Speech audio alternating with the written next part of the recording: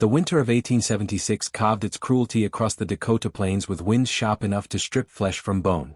Snow fell in sheets so thick that the horizon disappeared, swallowing the land in white silence. Through this frozen wasteland, a Lakota warrior named Mapia Luta trudged forward, his moccasins leaving bloody prints in the snow. His name meant Red Cloud, given to him after a battle where he fought so fiercely the sunset seemed to burn in his wake. But tonight, he carried no weapons. Tonight, he carried something far more precious and infinitely more fragile. Wrapped in a buffalo hide against his chest, a baby girl whimpered with a thin, reedy cry of starvation. Her name was Winona, meaning firstborn daughter, and she was dying. Her mother had perished 3 days ago during childbirth, her body too weakened by the harsh winter and dwindling food supplies. The tribe's medicine woman had done everything she could, but some battles cannot be won with herbs and prayers. As his wife took her final breath, she had looked at him with eyes full of sorrow and whispered one word, "Save her." Mapia had tried everything. He had begged the other mothers in his tribe to nurse Winona, but their own children were starving, their milk barely enough to sustain their own babies. The buffalo herds had moved far south that year, driven away by the encroaching white settlers and their thundering iron horses that tore across the land. Game was scarce. The people were hungry. There was simply nothing left to give. So Mapia made a decision that went against every instinct, every teaching, every sacred tradition of his people. He would go to the white settlement 15 miles east. The journey was suicide in this weather, his friends warned. The whites were not to be trusted, his elders cautioned. But when he looked down at Winona's tiny face, her lips cracked and bleeding from dehydration, her skin turning the color of ash, he knew he had no choice. A father's love is stronger than pride, stronger than hatred, stronger than the bitter history between peoples. He left at dawn, telling no one where he was going. The wind fought him with every step, as if the spirits themselves were trying to turn him back. His feet went numb after the first mile. His face became a mask of ice by the second. But he pressed forward, one foot in front of the other, his hand constantly checking beneath the buffalo hide to make sure Winona still breathed. Each faint breath she took was a miracle. Each moment her tiny heart continued to beat was a victory against death itself. By afternoon, his strength was failing. He had eaten nothing in 2 days, giving his meager rations to the other children in the tribe. His vision blurred and doubled. Twice he fell, and twice he forced himself back to his feet, driven by a love more powerful than his body's desperate need to surrender to the cold. The settlement appeared on the horizon like a mirage, smoke rising from chimneys into the gray sky. Buildings of wood stood in neat rows, so different from the teepees of his people. He could see people moving between structures, their forms dark against the snow. As he stumbled closer, Winona's cries grew weaker. Her little body felt frighteningly light against his chest. Time was running out like sand through an hourglass, and Mapia knew that if he did not find help in the next hour, his daughter would die in his arms. He thought of his wife's final words, felt the weight of his promise like a stone around his neck, and pushed himself forward into the settlement where his people were feared, hated, and hunted. Love, he realized, was the bravest thing a man could carry into enemy territory. The people of Holloway Creek scattered like startled birds when Mapia staggered into town. Women grabbed their children and rushed indoors. Men reached for rifles propped against door frames. Shouts of alarm echoed between buildings as curtains were pulled aside by trembling hands, fearful eyes watching the Lakota warrior sway on his feet. He was a specter from their nightmares made flesh, a reminder of the violence that simmered between two worlds. His appearance confirmed every fear whispered around dinner tables, every warning passed from parent to child. But Mapia was beyond caring about their fear. He moved from door to door, his voice hoarse from the cold and exhaustion. "Please," he said in broken English, words he had learned from a missionary years ago. "Baby. Milk. Please." He pulled back the buffalo hide to show Winona's tiny face, her eyes closed, her breathing so shallow her chest barely moved. At each door, the response was the same. A door slammed in his face. A gun barrel pointed at his chest. Words spat like venom, "Get away from here, savage. We don't help your kind." The rejection cut deeper than any blade. He had known it would be difficult, but he had not understood the depth of the hatred until he stood there, begging for his child's life, and saw nothing but contempt reflected back at him. One man actually laughed, a cruel sound that echoed in the frozen air. "Should have thought about that before your people killed settlers," the man said before spitting tobacco juice into the snow at Mapia's feet. He had been to 7 houses when his legs finally gave out. He collapsed in the street, falling to his knees in the snow, still clutching Winona against his chest. The world spun around him. His strength was completely spent. He had nothing left to give, no reserve to draw from, no way to continue. This was how it would end, he thought with bitter clarity. Both father and daughter would freeze in this street while the white people watched from behind their glass windows, warm and safe and unmoved. But then a door opened. Not the slam of rejection this time, but a gentle creak of hinges. Footsteps crunched in the snow, moving toward him. Through his fading vision, Mapia saw a figure approaching, wrapped in a gray shawl, moving with purpose but without fear. It was a woman, perhaps 30 years old, with dark hair pulled back in a simple bun and eyes the color of storm clouds. Her name was Sarah Mitchell, though he would not learn this until later. She knelt beside him in the snow, her dress soaking up the cold wetness, and looked not at him but at the bundle in his arms. "Dear God," she whispered, pulling back the buffalo hide to see Winona's face. The baby's lips had turned blue. Her tiny chest rose and fell with desperate, irregular breaths. Sarah's eyes filled with tears, but they were not tears of fear or hatred. They were tears of recognition, of a mother's instinct that transcends all boundaries of race and history. She saw not a savage child but simply a child, innocent and dying, in need of immediate help. "Can you walk?" she asked Mapia, her voice firm despite the emotion in her eyes. When he did not respond, she put her arm under his shoulder and helped him to his feet with surprising strength. She was taller than most women, with the sturdy build of someone accustomed to hard work. "My house. Come now. Quickly." She half carried, half dragged him across the street while doors cracked open wider, voices rising in alarm and protest. "Sarah, what are you doing?" someone shouted. "Have you lost your mind?" another called out. But she ignored them all, focused entirely on getting Mapia and Winona inside before the cold claimed them both. Her home was small but warm, a fire crackling in the stone fireplace. She helped Mapia to a chair near the hearth, then gently took Winona from his arms. The baby was so still that for one horrible moment, he thought they had arrived too late. But then Sarah placed her ear against Winona's chest and nodded. "She's alive." "Barely." She looked at Mapia with eyes that held both sorrow and determination. "When did she last eat?" 3 days, Mapia managed to say, his voice barely more than a rasp. "Mother died. No milk." Sarah's face paled with understanding, and in that moment, Mapia saw something in her expression that he would later recognize as shared grief. She knew loss intimately, wore it like a second skin. Without another word, she moved to a rocking chair by the fire, unbuttoned her dress with quick, efficient movements, and brought Winona to her breast. The room fell into profound silence, broken only by the crackle of flames and the sound of a desperate baby beginning to nurse, her tiny hands grasping at life itself with fierce determination. Winona latched on with the desperation of the dying, her small body trembling with the effort. Sarah winced but held her close, tears streaming down her face as she rocked slowly back and forth. Mapia watched from his chair, too exhausted and overwhelmed to move, barely able to believe what he was witnessing. In his world, such an act would be understood as the highest form of compassion, a sacred gift from one mother to another's child. But here, in this white woman's home, he knew it meant something far more dangerous. Sarah was not merely feeding his child. She was crossing a line that her community had drawn in blood and fear. The fire cast dancing shadows on the walls while time seemed to suspend itself in that small room. Mapia's body slowly thawed, painful tingles running through his frozen limbs. He wanted to speak, to thank her, to ask why she had done what no one else would do, but words failed him. His throat was too tight with emotion, his English too limited to express the magnitude of what he felt.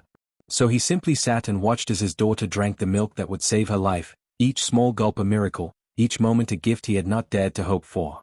After several minutes, Sarah gently switched Winona to her other breast. The baby's color was already improving, the deathly blue fading from her lips, replaced by the faintest hint of pink.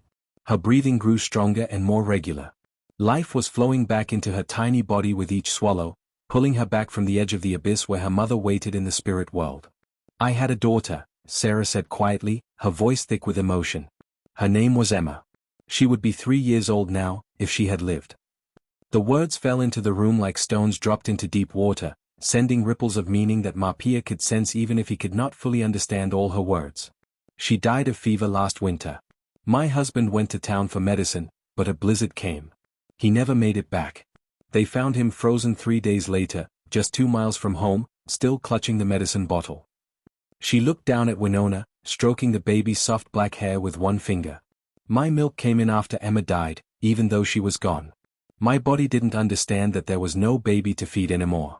For weeks, it was torture. A constant reminder of what I'd lost. The doctor said it would eventually stop, and it did, mostly. But then 3 months ago, something strange happened. I woke up one morning and the milk had returned. No reason for it. No explanation. The doctor couldn't understand it. Sarah lifted her eyes to meet Mapia's gaze, and in that moment, he saw a reflection of his own pain, his own loss, his own desperate love for a child. I thought I was going mad, she continued. Why would God do such a cruel thing? Give me milk when I had no child to feed? But now, holding your daughter, I understand. This is why. She is why. God didn't let my milk come back to torture me. He did it so I would be ready when you came to my door.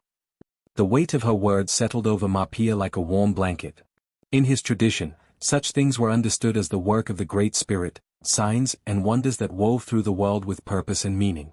That this white woman could see the same divine hand at work, even though they worshipped in different ways and spoke different languages, created a bridge between them that was stronger than words. They were no longer Lakota and white settler. They were two parents who had loved and lost, brought together by a suffering child who needed them both. A loud knock on the door shattered the sacred silence. Sarah Mitchell, open this door right now, a man's voice boomed from outside. More voices joined in, angry and afraid. What were you thinking, bringing that savage into your home? He could murder you in your sleep. Send him out here where he belongs. Sarah's jaw tightened with defiance. She looked at Mapia, then at the door, then back at Winona nursing contentedly at her breast. They can shout all they want, she said firmly. This child needs to eat, and I'm not stopping until she's had her fill. They'll have to break down my door if they want to take her from me, and even then, they'll have a fight on their hands. Mapia felt something crack open in his chest, a warmth that had nothing to do with the fire.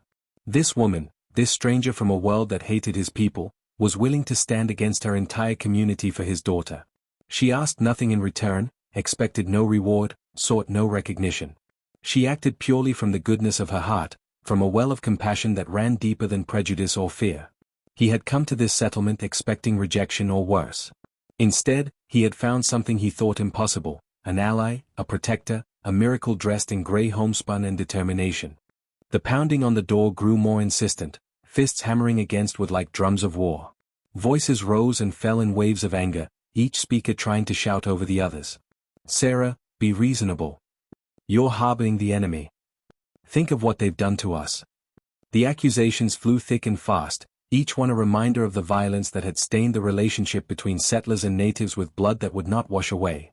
Inside, Sarah remained unmoved, her face set with the kind of determination that comes from absolute moral certainty. She continued to rock slowly, her attention focused entirely on Winona, who nursed with increasing strength. The baby's tiny hands had unclenched from their previous desperate grip, now resting peacefully against Sarah's skin. Color had fully returned to her face, transforming her from a dying infant into a living, thriving child in the span of less than an hour. The change was nothing short of miraculous. Mapia rose slowly from his chair, his body still weak but his spirit renewed by the sight of his daughter's recovery. He moved to the window and carefully pulled back the curtain just enough to see outside. A crowd had gathered, perhaps 20 people, their faces twisted with fear and fury. Some held rifles. Others brandished tools that could easily become weapons. Torches flickered in the gathering dusk, casting orange light across angry features. They looked like a mob preparing for violence, and Mapia knew that mobs rarely listened to reason once their blood was up. They are afraid, he said quietly, his English halting but clear enough. Fear makes people into monsters. Sarah nodded without looking up from Winona. Fear and ignorance make a dangerous combination. Most of them have never actually spoken to a native person. All they know are the stories, the attacks, the raids. They don't see individuals. They only see threats. She paused, her voice dropping lower. But I know something they don't. I know that pain is the same in every language. Grief doesn't care about the color of your skin. And a father's love for his child crosses every border humanity has ever drawn. Another voice rose above the crowd, this one belonging to a woman. Sarah Mitchell, your husband died because of their kind. Have you forgotten that? Have you forgotten how they killed those settlers on the Thompson farm? How they burned the trading post? The accusation hung in the air like smoke, heavy with the weight of genuine trauma and loss. For the first time, Sarah's composure cracked slightly. Her hand trembled where it supported Winona's head, and tears spilled down her cheeks. But when she spoke, her voice was steady and clear enough to carry through the door to the crowd beyond. "I haven't forgotten anything, Martha. I remember every detail of the day they brought James home frozen solid. I remember washing Emma's tiny body for burial, her skin so cold it hurt to touch her. I remember the sound I made when I realized they were both gone, a sound I didn't know a human throat could produce. I remember all of it."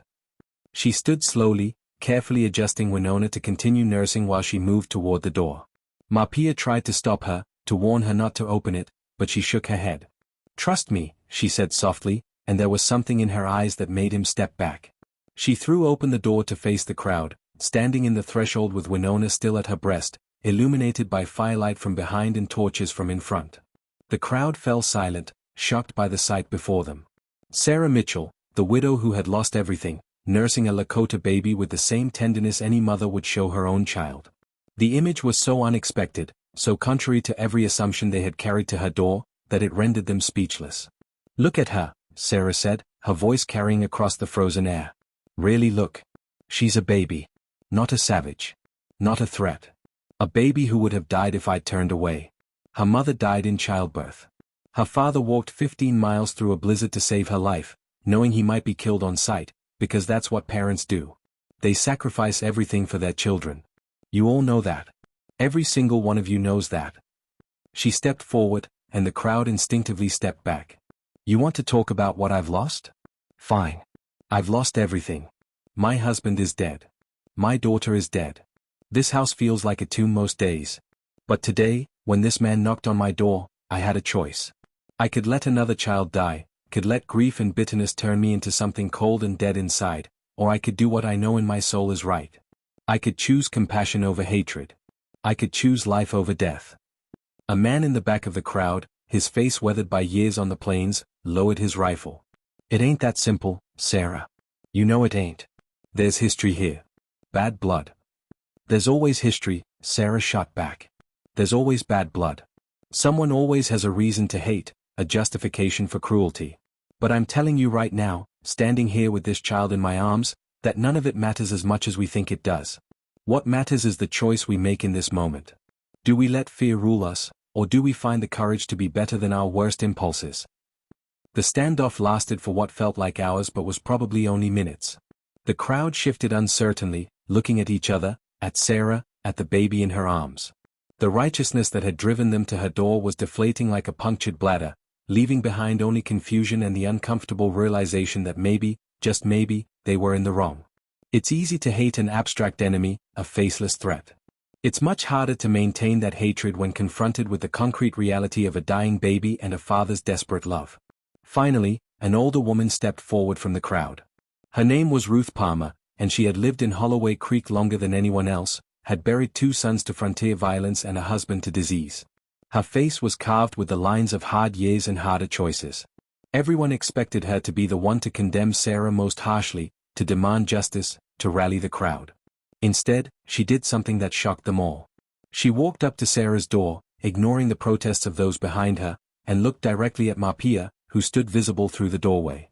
For a long moment, they simply stared at each other, 2 people who had lost so much, separated by culture and language but united by the universal experience of grief. Then Ruth looked at Winona, still nursing peacefully, oblivious to the drama unfolding around her. "My son was killed in a raid 5 years ago," Ruth said, her voice rough as gravel. "I hated your people for it. Hated them with everything in me. Spent years nursing that hatred like it was something precious." She paused, swallowing hard. "But hatred is a poison, and I've been drinking it so long I forgot what it felt like to be human. To feel anything other than anger and pain." She reached out one gnarled hand and gently touched Winona's foot, which had escaped from the buffalo hide. "She's beautiful. What's her name?" "Winona," Marpia said quietly. "Means firstborn daughter."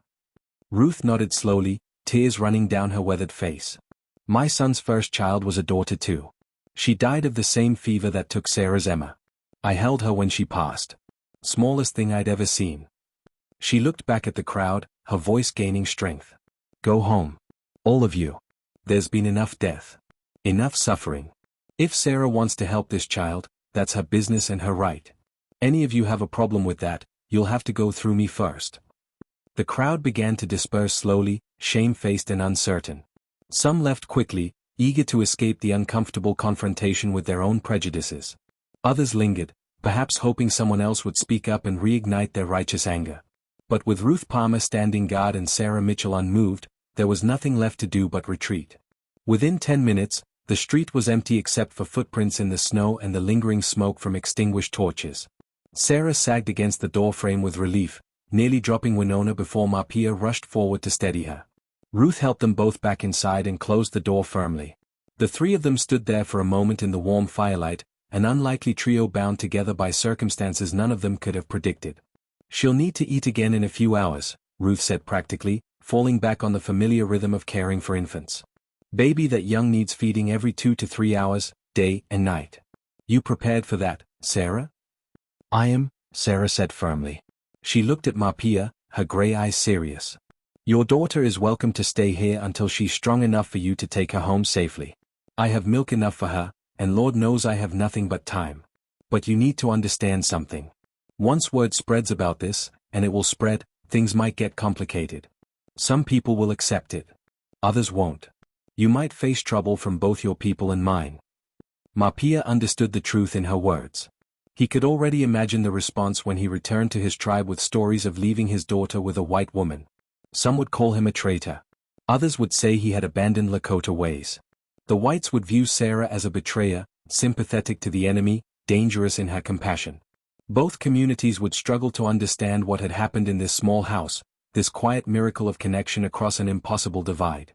But as he looked at Winona, now sleeping peacefully in Sarah's arms, her belly full and her breathing deep and healthy, he knew that none of the complications mattered.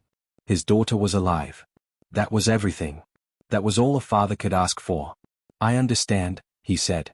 "I will face whatever comes. But first, Winona needs to grow strong." Over the following weeks, an unusual routine developed. Marpia would arrive at Sarah's house each morning, carefully timing his visits for when most townspeople were occupied with their own work. He would spend hours watching Sarah care for Winona, learning the small details of bottle feeding, changing clothes, recognizing different cries. Sarah taught him English words while he taught her Lakota phrases. They discovered that despite coming from worlds that existed in violent opposition, they shared the fundamental experiences of parenthood, loss, and hope. Ruth Palmer became an unexpected ally, running interference with the more hostile townspeople and helping Sarah obtain supplies. Other women, moved by Sarah's example or perhaps by their own maternal instincts, quietly began leaving gifts on her doorstep: blankets, clothing, jars of preserved food. Not everyone approved, but enough people had been touched by the sight of a mother feeding a baby that the tide of opinion slowly, grudgingly began to turn. Winona thrived. Within 2 weeks, she had doubled her weight.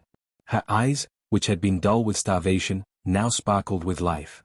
She began to smile, to reach for things, to show the personality that had been buried under the desperation to survive. She recognized Marpia as her father, would calm at the sound of his voice. But she also bonded with Sarah, would nestle into her chest with complete trust, would search for her when hungry or frightened. As winter began its slow retreat and the first hints of spring touched the frozen land, Marpia faced the hardest decision of his life. Winona was healthy now, strong enough to survive the journey back to his tribe. He could take her home, raise her in the traditions of their people, teach her the language of her ancestors. It was what he had always planned, what he assumed would happen once she was well. But watching Sarah rock his daughter to sleep one evening, singing a soft lullaby in English, he realized that something profound had happened. Winona had 2 mothers now, the one who had given birth to her and died, and the one who had saved her life and loved her. To take her away from Sarah would be to tear her from the only mother she had ever known. But to leave her would mean growing up separated from her people, her culture, her identity. Sarah seemed to read his thoughts. "I've been thinking," she said quietly, not looking up from Winona's sleeping face. "What if she stayed with me during the harsh months, when food is scarce and survival is difficult? And you could take her during the summers, when your tribe travels and hunts, when there's plenty to eat and the weather is kind. She could know both worlds. Learn both languages. Have 2 families instead of 1. It was an unprecedented arrangement, something that went against every convention of both their societies. Children belonged to one world or the other, never both. But Marpia found himself nodding, recognizing the wisdom in her words. "She would be a bridge," he said slowly, "between your people and mine. She would know that enemies can become family. That hatred is not inevitable. Yes, Sarah said, finally looking up at him with tears in her eyes. She would know that love is stronger than fear. That compassion can cross any divide. That we are all, in the end, just people trying to survive and protect those we love. And so it was decided. Winona would grow up between two worlds, carried back and forth across the invisible line that divided native from settler, Lakota from white. She would learn to speak both English and Lakota, would know both the ways of the plains and the ways of the settlement. She would be loved by a father who had walked through a blizzard to save her and a mother who had defied her entire community to feed her. Years later, when Winona was grown, people would say she was special, that she could move between communities with ease, that she helped negotiate peace in small ways that accumulated over time. They would tell the story of how she came to have two mothers, how desperation and compassion had created a family that should not have existed but did anyway. And they would remember that sometimes, in the darkest moments, when hatred seems inevitable and division seems permanent, love finds a way. A father's desperate plea, a widow's generous heart, and a baby's need for milk had changed the world in ways that no battle ever could, proving that the most revolutionary act is simply to care for someone who society says is your enemy, to see their humanity when everyone else sees only threat, to build bridges when the world demands walls. The fire crackled in Sarah's hearth as she rocked Winona to sleep that first spring evening, Mapia sitting nearby, and for a brief, precious moment, peace existed where there should have been only war.